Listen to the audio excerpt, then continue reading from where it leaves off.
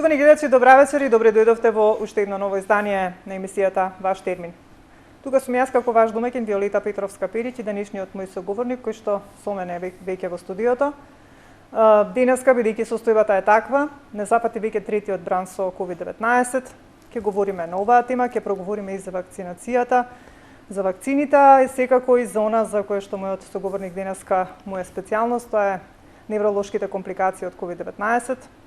Ако станува збор за оваа тема, одговорен мој денешен соговорник е доктор Иван Барбов, кој што е специјалист неврологија, директор на клиниката за неврологија. Се надевам дека ќе останете до крај со нас, ќе слушнете сето она што ќе имаме да ви го пренесеме како информација, а секако знаете отворена контактна емисија сме, па доколку имате нешто да кажете, да се вклучите во нашиот разговор, да поставите некое прашање, слободно ќе може да не се приклучите. Доктор Барбов, ви благодарам што денес сте овде за прв пат во студио. Имавме една емисија летото и ви благодарам за одвоеното време и за тоа што ќе имаме можност да направиме една емисија денес. Благодарам за поканата, да ги поздравам гледачите на вашата телевизија и на припадничките на понежниот пол да им го честитам 8 март. Овој ден така некако малце тмурен и лош, меѓутоа веројатно во контекст на целата ситуација и си одговара времето. Да се надеваме дека денеска многу не се славело по кафани, па да немаме проблем во однос на короната. Да. Така, кажав дека ќе говориме за третиот бран, кој што веќе, нели, од пред 10 дена покажа знаци на покачување на заболените од коронавирусот. Каква е состојбата во однос на третиот бран? Веќе денеска се отвори уште една значи интерната клиника. Се прошируваат капацитетите. Тоа значи дека веќе има поголем број на прием на пациенти. Каква е состојбата?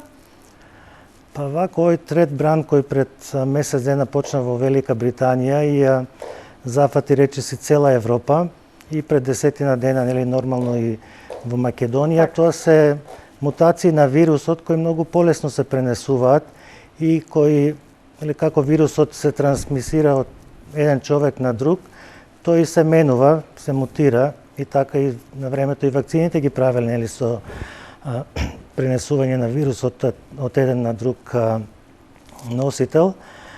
Така да овие генски мутации на вирусот се многу поконтагиозни, што придонесе, нели, процентот од вкупно тестираните да биде многу повисок, на дневно ниво да се диагностицираат поголем број на случаи. Ние в последно време сме сведоци дека над 500, над 700 секојдневно се диагностираат нови случаеви и нормално штом има нови случаеви, ќе има и поголем број на случаеви, поголем број на хоспитализации, така да последниот период се зголеми бројот на хоспитализирани болни, посебно во Скопје, каде што освен пациентите од Скопје, нели, се носат пациенти и од други градови, што придонесе, нели, да се повторно отворат капацитетите кои се користеа во лекување на пациентите вториот бран, односно пред неколку дена почна со работа модуларната болница на инфективна клиника, а овие денови, мислам, денес треба се отворат и некои од другите одделенија од интерни клиники, инаку неврологија и клиниката за кожни болести цело време работи како ковид центар, значи уште од 7 ноември минатата година ние бевме еден период, нели, планиравме да се вратиме на нормално функционирање, меѓутоа повторното зголемување на бројот на пациентите придонесе ние понатаму да продолжиме како ковид болница. Морам да кажам дека вирусот се менува и предизвикува клинички слики кои порано ги немаше од вкупниот број наши хоспитализирани, значи што ги имаме во моментот на клиника за неврологија, преовладуваат помлади пациенти за разлика од порано. Нашиот најмлад пациент е на 16 годишен пациент од Прилеп, кај кого болеста беше започната со гастроинтестинални манифестации, со крварење од желудник и така после тоа диагностиран ковид, донесен од Прилеп и навистина 16 годишно момче е загрижувачка работа. Исто така и другите пациенти се на помлада возраст и тоа што загрижува, што сите имаат тешки воспалење на белите дробови, нели, што и како болест е тешко, меѓутоа може да остави сериозни последици по белите дробови. Дали тоа можеме да заклучиме дека сега некако овој британски стој ги напаѓа помладите? или Па ги напаѓа сите возрастни групи, меѓутоа веројатно затоа што претходно повеќе возрастните заболуваа на некој начин. Па може би тие повеќе се чуваат сега. Да, тие повеќе се чуваат, некои од нив створија имунитет и затоа нормално дека ова ќе оди кај помладата возрастна група. Дали третманот останува ист кога станува збор, кога веќе се на болничко лекување, оние кои што се моментално на вашата клиника? Дали во третманот истите лекови се употребуваат или има нешто променето? Значи, за сега се останува исто. Од почетокот, знаеме во минатата година, нели, се применува разни експериментални лекови, нели, кои се почна со антималарици, нели, сумамедот, па понатаму некои други лекови, нели, давање на плазма од конвалесценти, тоа уште се дава. Во последните месеци ивермектинот се користи, меѓутоа и тоа веќе не се користи така како на почетокот кога се најавуваше, затоа што лек за против COVID-19 се уште нема. Так. Има лекови во испитување и се користи симптоматска терапија. Тоа е антикоагулантната терапија, антибиотици кои се дават кај, пошто се знае кои бактерии прават суперинфекции на пациентите кои нели имат пневмонии, односно вирусни пневмонии кои се најчесто причинител за суперинфекции, се дават антибиотици нели кои најмногу делуваат на овие бактерии. Така да терапијата е стандардна во сите ковид болници во Македонија, веќе има стандардни протоколи и по нив се постапува. А ивермектинот се користи исто во моментов? Значи не се користи масовно, меѓутоа некои од пулмолозите го даваат, да. Добро. Денеска веќе Комисијата за заразни болести воведе една нова рестриктивна мерка. Мисля, че не сум сигурна дали рекоа од утре или од среда ќе стартува полициски час од 22 часот до 5 часот изутрина. Неизбежно ми е да ве прашам, сметате ли дека тоа ќе даде резултати? Со оглед на тоа, мислам дека господинот Беќаровски, вашиот колега доктор Беќаровски, токму на тоа некако алудираше, или Пановски, кој беше, не знам, по медиумите, дека треба една таква мерка за да младите не се собираат во попарковите и наводно. Имало доста сознанија дека така се групираат и се собираат и така го пренесуваат вирусот. Ќе биде ли тоа доволно? Значи, ова мерка е денес предложена од Комисијата за заразни болести, на влада не е уште усвоена, мислам дека утре, ако усвои владата, од среда ќе почне да се применува. Значи, секоја рестриктивна мерка која не дава голем одраз на како на економскиот, така и на социјалниот живот на населението, може само да биде корисна. Ние се уште сме во зимско годишно време, кога продавници, ресторани, све работи до 9 саатот, а после 10 часот, најголем број од населението веќе по своите домови, меѓутоа, бевме сведоци изминатиот период дека се продолжува работно време, се собираат по викендици и од тој аспект веројатно тоа ќе придонесе во некој процент да се намали бројот на трансмисијата, да. Так. Кога станува збор за овој трет бран, нашите соседи, иако многу се вакцинира голем број на население од кај нив, сепак вирусот е доста расширен, веќе има и полициски час, односно затворени беа скоро цел викенд, навистина се полни и таму болниците. Ова сакам да го поврзам во однос на вакцините, бидејќи ќе почне и кај нас да се вакцинира населението. Ни стигна вчера 3000 дози од руската Спутник В. Pfizer не знам дали се потроши. Веќе дел од вас, од здравствените работници, се вакцинира и вие се вакциниравте веќе со прва доза, втора рековте пред емисија ќе примите сега во четврток. Во четврток, да. Што мислите вие за вакцините? Која е подобра, бидејќи претпоставам дека секој не сака да прими Pfizer, сака руска и така натаму, според студиите? Значи, вака, прво да разјасниме дека вакцините се неопходни во сузбивање на било која епидемија. Ние сме сведоци низ историјата дека многу епидемии се победија токму благодарение на вакцините. Како што беше вариола вера, полиомиелитисот кој хараше меѓу децата и оставаше многу тешки последици. Понатаму исто туберкулозата, морбилите, варичела, значи голем број на епидемии се веќе и ги нема во светот благодарение на вакцините.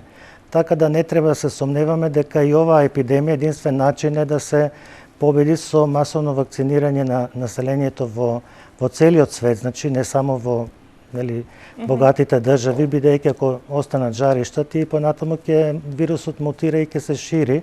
Значи потребна е една голема и масовна вакцинација на населението. Тоа што во Србија се случува не зачудува, затоа што сепак, иако тие многу вакцинираат, вкупниот процент на вакцинирано население се уште е мал, за да може, треба повеќе од половина од населението да се вакцинира, за да може епидемијата да почне да стивнува. Во однос на вакцините, денес сите користиме социјални медиуми, читаме од телевизија се и се што, и навистина човек ќе се запреша дали е поголема користа или штетата од тоа што некој ќе се вакцинира.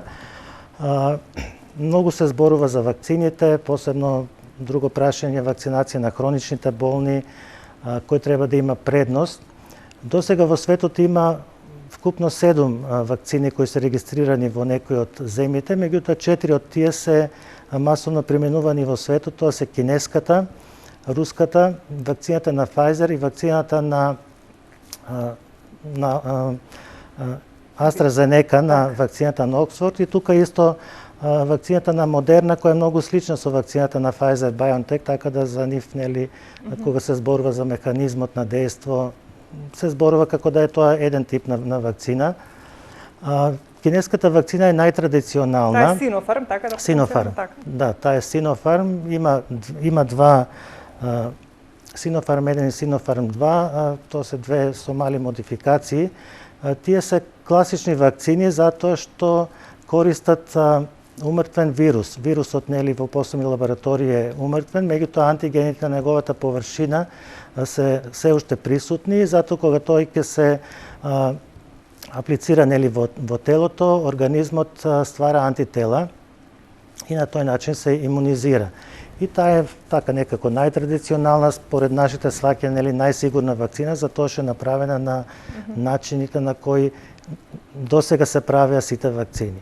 Сите останати вакцини, вклучувајќи и руската, ние кога ќе кажеме руска, мислиме дека е тоа нешто традиционално, а тие од запад се модерни, меѓутоа руската вакцина е навистина многу модерна и чудо на технологијата, бидејќи таа користи два вида на аденовируси како вектори преку кои се пренесува материјалот кој ќе направи антигенската структура. Значи, тие пренесуваат мали делови од ДНК, кои сите овие вакцини, мора да спомнам, се вртат околу еден протеин кој го има на површината на коронавирусот, тоа е S-протеинот или спайк протеинот, ширесиот протеин, и речиси сите се направени на тој начин да стварат антитела кон спайк протеинот, со исклучок на кинеската кој има и други антитела на површината. Така да со руската со аденовирус, значи се внесува во организмот овој ДНК материјал, врз основа на кој клетките синтетизира спайк протеин, тој се појава на површината на клетките и така организмот го препознава и ствара антитела. Таква слична вакцина е вакцината на AstraZeneca. AstraZeneca исто користи аденовируси како вектори. Значи, таа технологија нас не е позната. Генската терапија, која се користи кај некои наследни заболувања, е на тој начин. Со помош на аденовируси се внесува генот кој е оштетен, се внесува здрав ген за да може организмот да синтетизира соодветни антитела. Така да овој тип на сега е прв пат како вакцина, меѓутоа во терапија порано е користена ова векторска вакцина. Додека вакцините на Pfizer и Moderna се вистина чудо на технологијата, тука се користи така наречената рибонуклеинска киселина, месенџер РНА, гласник, која со аплицирање на вакцината се внесува во клетките, и тука клетките, тоа е фактички код за синтеза на спайк протеинот, и на ист начин спайк протеинот се синтетизира, се појава на површината на клетките и го изразува имуногеното дејство. За сите овие вакцини клиничките студии не се скроз заокружени, меѓутоа, пошто веќе масовно се употребуваат во реалниот свет, има голем број на искуства, нема засега репортирано некои сериозни несакани дејства, еве израелската студија покажа за вакцината на Pfizer голема заштита после двете дози до 95% проценти заштита од средно тешки и тешки форми. Така, дури имаше студија дека доволно е само и една доза, да. За што повеќе вакцини нели да се искористат за повеќе луѓе да се вакцинираат, да. Така. Вие веќе се вакциниравте со Pfizer. Со Pfizer, што кажа втората доза, имавте ли дилема дали да се вакцинирате со Pfizer, бидејќи нели претпоставам дека повеќето од вашите колеги сакаат со руска или пак можеби со некоја друга вакцина? Јас воопшто немав дилема дали ќе се немав дилема, значи сакав да се вакцинирам затоа што навистина со самото тоа што нашата клиника е ковид центар, гледам значи многу лоши работи, трагедии, цели фамилии нели се разболуваат и заминуваат, така да во ниеден момент немав дилема. Се вакцинирав со Pfizer бидејќи таа беше прва достапна во овој момент. Да била некоја друга би се вакцинирал и од друга, така да со било која да се вакцинирале. Така. Доктор Барбов, ова го прашувам поради тоа што сега и веќе почна да го вакцинираат и населението. Внимавате, ги се придржувате на мерките, треба да примите и втората доза. Се потенцира дури кога ќе се прими втората доза на вакцина, дури после 2 недели повторно треба да носите заштитни маски, сите оние, како да кажам, мерки да ги почитувате.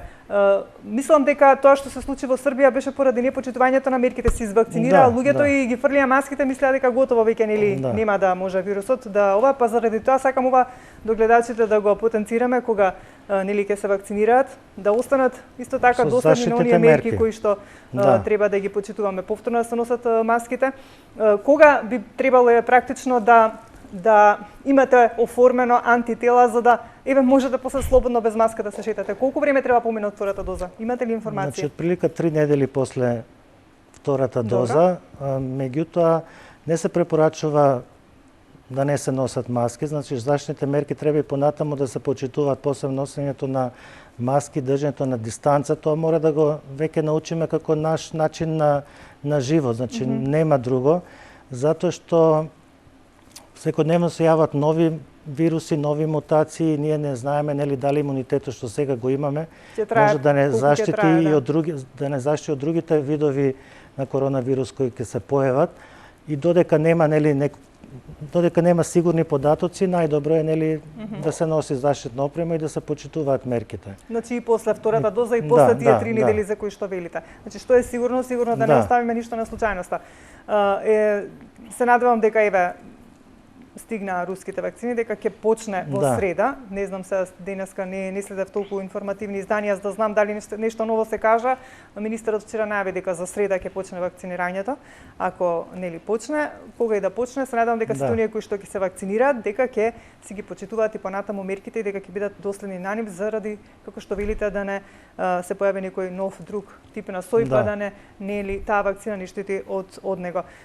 Сега да преминеме на она што е нели ваша специјалност, невролошките компликации, некако многу се потенцира дека се јавуваат кај ковид позитивните, ковид болните, дали пост ковид, како се случува, што се случува со невролошките компликации? Дали се јавуваат најчесто кога е во тек болеста или пак кога веќе некој ќе прилежи ковид, па после извесно време се јавува некој проблем? И кои се најчесто тие? Една година после почеток на пандемијата знаеме многу околу невролошките компликации, односно знаеме дека COVID-19 не е болест само на респираторниот систем, туку е мултисистемска болест, ги зафаќа скоро сите органи во телото, меѓу нив и централниот и периферниот нервен систем, мозокот и периферните нерви. Има неколку механизми на настанување на невролошките компликации и од тоа зависи нели во кој период ќе се јават. Првата група се невролошки компликации кои се јават како резултат на директна инвазија на вирусот на централниот и периферниот нервен систем, значи тие се јавуваат во акутната фаза заедно со инфекцијата со COVID и такви се нели најпознатото губиток на мирисот, поретко губиток на вкусот, некој пат и губиток на слухот може да се јави. Тие се така малце безразлични, меѓутоа многу важни симптоми кои некои пациенти само со тие симптоми поминуваат. Тоа беше порано. Сега во овој трет бран некако овој губиток на мирисот не е толку присутен, туку веднаш пациентите добиваат тешки пневмонии и фебрилност, нели нормално. меѓутоа посериозни компликации од директната инвазија на вирусот на мозокот се воспаление на мозокот, менингитис, менингоенцефалит, воспаление на периферните нерви, акутен полирадикулоневрит, така да тие се јавуваат заедно со болеста во акутната фаза. Така. Исто така, друга невролошка компликација, тоа позната се мозочните удари, кои исто така се јавуваат во акутната фаза на болеста, меѓутоа може да се јават и неколку месеци после тоа, како резултат на зголемената тромбогеност на крвта.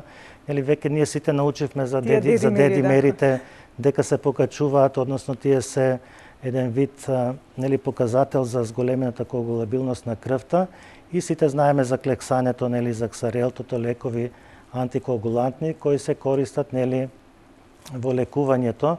Така да тие се втората група невролошки компликации, мозочните удари и мозочните емболии. И третиот вид на компликации, тие се јавуваат покасно, 2-3 недели, месец или два после прележувањето на COVID-19. Именно во организмот се ствараат нели при прележување на болеста антитела, и тие антитела знаат да ги нападнат сопствените клетки, односно појава на автоимуни болести. Така да тука е доста често имам пациенти со така речен адем, акутен демилизирачки енцефаломиелит, полирадикулоневрит, воспаление на периферните нерви, болеста на Гилем-Барен синдром и други невролошки болести, нели автоимуни, кои може да бидат предизвикани со одложената имунолошка реакција. Кога ги споменавте оние кои што се јавуваат веќе во текот на болеста, кога нели се кај вас, тоа претпоставам се оние заболувања кои што го напаѓаат крвотокот, како што се мозочните удари. Се случило ли некој да биде болен од ковид? Претпоставам дека се случило. Што, дали, сакам да кажам, биле во животозагрозувачка состојба, дали има и случаи кои што починале можеби од таква компликација кај вас на неврологија? Мислите за мозочните удари? Да. Па тие не се толку ретки. Кога ние пред 2-3 месеца бевме 6 и сега за некој ден ќе бидеме повторно 6 клиники, нели, како еден ковид центар, очно, ушно, гастронефро. На неврологија претежно лежа пациенти со невролошки компликации. Значи, ако некој има ковид и мозечен удар, ќе се хоспитализира на неврологија. Така да тоа многу често се случуваше и зависно од големината на ударот, имаше пациенти кои нели лошо завршија. Да, значи навистина е тоа многу, како да кажам, мозочниот тешка удар, компликација која што може да доведе до смртен исход. Мозочниот удар и така е болест со голема смртност, а плюс сега со ковид смртноста може да биде само уште поголема.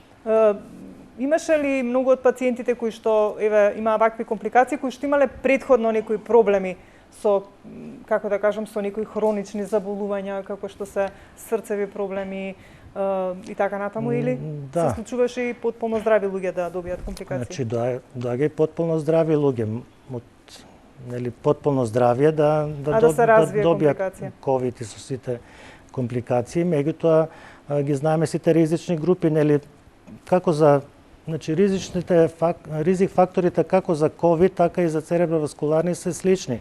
Обезноста, диабетот, хипертензијата, кардиоваскуларните заболувања, пациентите нели кои се со овие хронични болести кои ќе добијат ковид имаат полоша прогноза и со тие ризик фактори се и причина за мозочните удари, така да тоа се е поврзано, нели. Затоа и сега се едни од првите што треба се вакцинираат, нели, се луѓето со ризик фактори за ковид, како што е гојазност, кардиоваскуларни болести, диабет. Да, имаше ставено дебелите луѓе ќе бидат предност. Така. Доктор Барбов, кога станува збор за губење на сетилото за мирис и вкус, кажавме дека порано, односно вие кажавте сега дека порано почесто се јавуваат тие симптоми. Многу од и јас, некои луѓе што ги познавам, кога сме разговарале, кажа немавме многу тешки симптоми, имавме само губење на сетилото за мирис и вкус. Дали тоа треба да ги загрижи, па можеби некаде подоцна да испитаат нешто? Можеби ли тоа во како да кажам, после извесен период да предизвика некоја невролошка компликација? Бидејќи сепак тоа е нели поврзано. Ковид е непредвидлива болест и се е можно. Можно и пациентите кои поминале со лесна клиничка слика после да имаат тешки невролошки компликации. Така, тоа сакам да кажам, дали треба да бидат загрижени, што треба да преземат, дали треба некои испитувања да направат. Доколку пациентите поминале само со губиток на осетот за мирис, да кажем, или за вкус, и понатаму немат нови симптоми, нема причина за загриженост. Меѓутоа, ако после некој време се јави некој нов симптом, например, пореметување на слухот, имавме неколку такви пациенти, или се јават вртоглавици, се јават главоболки, какви што немале порано, во тој случај нели треба веднаш да се јават први на својот матичен лекар, па да ги упати на невролог. Значи сепак треба да бидат внимателни. Да, секој пациент што пројавува нови симптоми после прележување на ковид, било да е лесна, било да е тешка клиничка форма, нели, сепак при појава на секој нов симптом треба да се консултира со лекар. А колку време после прележан ковид треба да стравуваат дека нешто може да се измири во нивната здравствена состојба во однос на нешто да се случи? Или нема се уште некои Нема правило. искуства? Обично овие автоимуните болести се јавуваат, тие што ги спомнавме одложени, тие се јавуваат обично 3 недели после инфекцијата, 3-4 недели, така да веројатно неколку месеци после прележната болест не би треба се очекува сериозни компликации. Што од она што досега вие сте го имале како искуство, веќе година дена, значи се наоѓаме во пандемија, многу луѓе претходно прележаа COVID-19. Имаше ли голем, како да кажам, голема појава на луѓе после прележан COVID да имаат некои вакви компликации, пак да побараат кај вас помош, и зашто најчесто беше тоа? За кои проблеми? За кои невролошки компликации пост-COVID, така речем? Први кои сигнализира за пост-COVID болест, како да кажам, беа педиатрите. Ние знаеме пред 5-6 месеци, кога на педиатрија се примаат деца, нели, со некои чудни клинички слики, со фебрилност, тестирани негативни, па се добие податок дека прележале COVID-19. Исто така на пулмологија се зголеми бројот на пациентите кои, затоа што COVID-19 пнеумонијата е интерстицијална пнеумонија, значи не е во алвеолите, туку во ткивото помеѓу алвеолите, и понатаму таму се ствара фиброзно ткиво и доведува до една појава на сврзно ткиво, фиброзирање на белите дробови, што е многу сериозно, затоа што тоа е иреверзибилна состојба, така да се зголема бројот на компликации белодробни, истото нели и со невролошките компликации кои се јавуваат и веќе во светот, нели, а и кај нас во светот веќе има пост-ковид амбуланти, да кажеме пулмолошките, невролошките оддели отварат амбуланти кои се бават исклучиво со компликациите од COVID-19, бидејќи тие луѓе ќе им се даде терапија, па треба да дојдат на контрола, значи треба да бидат под надзор некој одредено време. Во секој случај. А дали се случило некој што изгубил слух од ковид па да не може да му се врати? Значи губитокот на слухот имав јас неколку случаи кои се моментално под терапија и се подобрува. Се уште не слушаат или полека се враќа? Не, губитокот на слухот не е комплетен, нели? Да, меѓутоа во секој случај е намален. Да. Така да терапијата трае долго време, па ќе видиме нели до каде ќе. Во секој случај подолг период треба да се третира за да даде резултати. Чудна работа колку многу, како да кажам, колку многу системи напаѓа коронавирусот и колку многу проблеми предизвикува. Причина повеќе сето ова што го говориме, уште повеќе да делуваме на свеста на сите оние кои што не следат и на граѓаните да мислат да бидат внимателни, да ги почитуваат сите оние мерки, препораки, бидејќи како што кажавме, ова не се знае никога ќе заврши никако. Во однос на третманот и лековите ми беше нешто интересно што вчера слушнав, дека и Србија е заинтересирана за оние лекови кои што беа антитела, како беше ми се чини, не се сеќам точно на имињата на Трамп кои што му ги дадоа за да се излекува. Што мислите вие за тоа? Дали се тие толку ефикасни со оглед на тоа дека нели Трамп е повозрасен и за неколку дена беше веќе во многу добра состојба после оној третман? Тоа е терапија со Германија веќе размислува да го применува. Тоа е терапија со моноклонални антитела. Моноклоналните антитела одамна се користат и ние, да кажеме, нашите пациенти со мултипла склероза примаат таква специфична терапија со моноклонални антитела кои се нели циљено кон одредени компоненти на имуниот систем. Такви се нели кога почна, се сеќавате кога почна епидемијата нели на ковид и во инфективната клиника во 8 септември се даваше еден лек тоцилизумаб, тоа беше моноклонално антитело кој се користи во ревматологијата и на почетокот нели се репортира некои позитивни случаи и факт е дека во светот многу се работи на таа проблематика. Познатата компанија Мерк, она на почетокот почна да прави вакцина и почна да прави лекови, меѓутоа веројатно заради голем наплив на вакцини се откажа од правење вакцина на Мерк и Мерк во моментот работи на производство на откривање на лекови баш за такви моноклонални антитела, кои веројатно ќе бидат ефикасни, меѓутоа мора да знаеме дека моноклоналните антитела се страшно скапи. Значи тоа се толку скапи терапии што ние како земја дали би може да си дозволиме неколку пациенти, а камоли масовно да ги употребуваме. Во секој случај тешко дека тоа кај нас ќе дојде, да не се надеваме. Доктор Барбов, цело време говориме нели за тоа што треба, како треба. Би сакала вака во однос на ова што говориме за невролошките компликации да потенцираме да сите оние кои што не следат можеби прележале COVID-19, значи во секој случај да внимаваат, да се консултираат со своите лекари за да, ако нешто почувствуваат во однос на што го кажавте, навреме да реагираат за да нели не дојде до некоја поголема компликација и да ги проверуваат оние работи кои што ќе им бидат посочени од матичните лекари. Дали е доволно само да кажеме да ги проверуваат дедимерите ако им се во ред дека може да бидат смирени на некој начин или што друго треба да проверуваат? Најважно што треба да направат е да ги регулираат овие ризик факторите. Нели гојазноста да намала телесната тежина со повеќе активност, доколку имат дијабет, нели да го регулираат подобро дијабетот, притисокот, срцевите заболувања, се тоа превенција нели за и вака нели и без ковид за кардиоваскуларни, цереброваскуларни заболувања, че најважно ризик факторите да ги регулираат и нели нормално појавата на секој нов симптом да го регистрираат. Се препорача нели движење, аспирин евентуално да се зима, иначе дедимерите рутински нема потреба да се испитуваат, ако тие паднат под нормалната вредност, значи под 500 веќе нема потреба. Меѓутоа пациенти по испис од клиника може да имат се уште високи дедимери и тие треба еднаш месечно да ги проверуваат заедно со терапијата што во тој момент треба да ја примат. Значи само оние кои што во исписот имаат повисоки, само тие треба да ги проверуваат. Другите кои што им биле под нормална се нормализирале, некој пат знаат дедимерите повторно се покачат, али тоа е многу ретко и сега навистина било премногу со сите овие тестирање на антитела, да се толку често и дедимерите проверуваат. Инаку не спомнавме можда во врска со вакцините, нели испитување на антителата. Ние знаеме пациентите после прележување на COVID-19 често проверуваат антитела, колку е нивото, нели, ако е нивото над 5, тие се кандидати нели да дават плазма.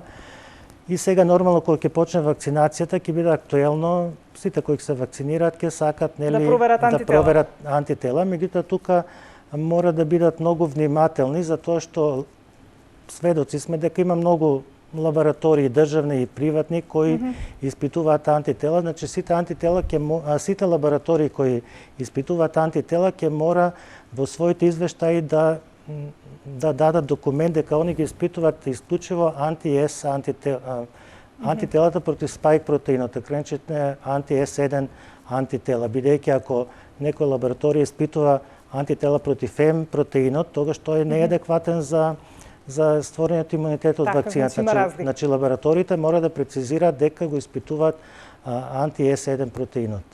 Така, значи тоа мора да биде тоа адекватно. Така, да биде точно дали има точно дека од вакцинацијата има покачени антитела. Така. Доктор Барбов, колку би било доволно еве во бројка на антитела, бидејќи еве се уште не сме информирани околу тоа, за да знаеме еве ако испитаме антитела дека тоа е добра бројка за нас и дека ќе не штити поголем временски период, дека нема да се намали бројот на антителата или пак скроз да исчезне. Значи, која е добра бројка на антитела? Висина, па тоа е индивидуално. Значи висината на антитела не кореспондира со имунитетот, бидејќи имунитетот е како со антитела, така и врзан со Т-лимфоцитите. Значи имунитетот го прават Т-лимфоцитите и Б-лимфоцитите. Б-лимфоцитите ги стварат антителата, а Т-лимфоцитите директно учествуваат во имуниот одговор. факт е дека имаме пациенти кои имали 90 и 100 многу висок титар на антитела, меѓутоа тоа е квантитет, не мора да значи и квалитет. Така да нема правило.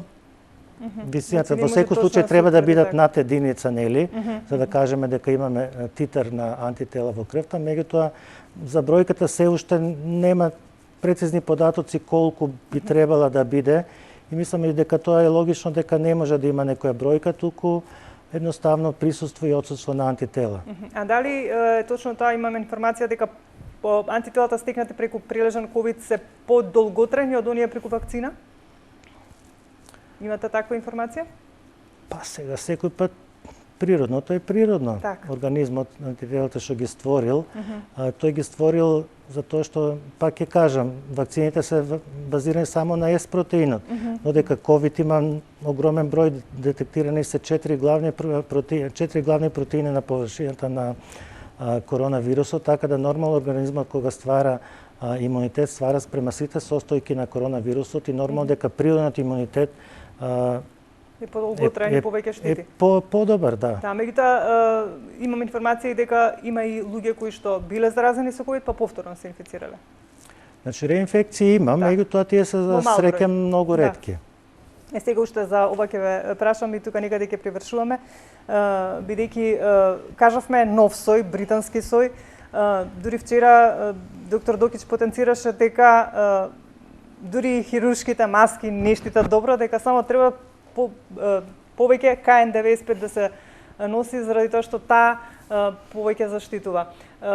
Што значи тоа позаразен? Што треба са ние да правиме? Истите мерки треба да ги почитуваме или истите да носиме KN95? Значи треба истите мерки да ги носење на маски и одржување на дистанца. Значи, тогаш зашто толку брзо се прошири? Тоа е заради непочитување на мерките. Затоа што не ги почитуваме мерките. Така. Затоа што вие ќе видите група млади луѓе 10 се движат по улица без маски. Вистина има ресторанти каде се строго почитуваат нели мерките, има ресторанти каде нормално функционираат како и чисто од сликите што ги гледаме по Facebook и Instagram, гледаме, значи не само од Facebook, кој помене покрај некој кафич. Значи, човек може да забележи. Група од 20 луѓе дали на куќна слава, дали на било што уловиле некој диво животно па се собрале таму. Значи сведоци сме дека мерките не се почитуваат и тоа е најглавната причина. Ако се почитуваат без разлика што е вирусот повирулентен, тој не би требало да се шири така брзо.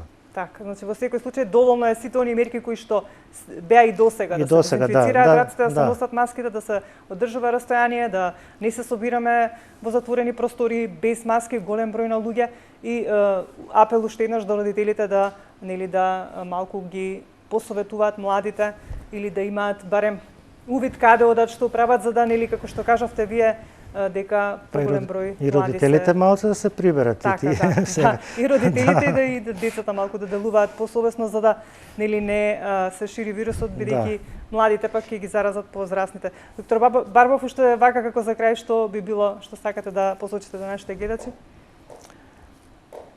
Па тоа што би сакал да им го пренесам, значи за жал живееме во едно многу лошо време, минатата и оваа година. Не можеме на ништо да се израдуваме како што треба, ниту на венчавка, ниту на дете кој ќе се роди, значи сите тие работи. Меѓутоа ние како луѓето се секој пат многу адаптибилни и може да се адаптират на секоја ситуација. Значи во се со цел за побрзо да се вратиме на начинот на кој порано сме живееле, сега мора да се научиме да живееме на овој начин, значи со што помалку контакти, носење заштитна опрема. Се надевам да се надеваме дека нема да стигнат бројките како ноември, декември над 1000, па да и персоналот од клиниките, нели веќе се чини дека и тие се веќе уморни и строшени. Персоналот се вистина уморни. Еве, јас можам да кажам за персоналот за клиника за неврологија, кога пред месец дена ние имавме само 12 пациенти и кога се спремавме нели тие да ги испишеме и да се вратиме на нормално и наеднаш ова повторно мислам тоа многу на персоналот депресивно, психички да. Дека тоа се повторува и се повторува и навистина мораме све да направиме и ние како луѓе најмногу заради тие што се секојдневно ние еве вака со маски седиме, па можеби ни е тешко 2-3 сати да издржиме или на работа или било каде, а нив како им е во таа цела опрема што треба тешко да функционираат. Малку да луѓето нели да размислат и на нив како им е, бидејќи не е само еден ден, два дена, туку да, и веќе ова начинот на трае. работа е тежок, меѓутоа и пациентите се вистина многу тешки, тој главен симптом глад за воздух, значи да гледаш пациент кој покрај кислородот нели тешко дише, се жали, навистина тоа се големи трауми. Така е, да. Се надевам дека сите ова што го говориме ќе допре до нашите гледачи, навистина да ги почитуваат сите овие мерки што побрзо да помине ова барем, ако не помине меѓутоа да се намалат бројките, па да никако еве доаѓа и пролет, па можеби и лето, па малку да можеме барем малку да се олабавиме и да излеземе барем надвор да прошетаме како што треба. Доктор Барбов, ви благодарам за денес. Посакувам еве и втората доза од вакцината, не ве прашав дали ви предизвика првата некои симптоми? Немав никакви реакции. Се надевам дека добро ќе помине. Едва чекам четврток да дојде и посакувам да дојде, да ја примите и втората доза, да добиете антитела, па нели да бидете малку и вие помирни, бидејќи како што кажавте, постојано сте во контакти со вашите колеги и со оние кои што се дел од неврологија. Ви благодарам уште еднаш за вашето гостување и се надевам соработката останува. Благодарам и на вас што еве во емисијата имавме можност, мислам да допреме доста теми и дека на гледачите нешто им да објасниме во врска со некои работи од кои веројатно голем дел и тие го знаат, меѓутоа секогаш има дилеми.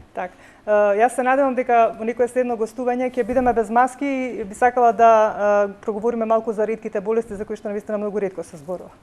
Ние стално тоа го планираме, сега беше 28 февруари ден на ретките болести, меѓутоа ова тема е многу актуелна, така да во подобри времења.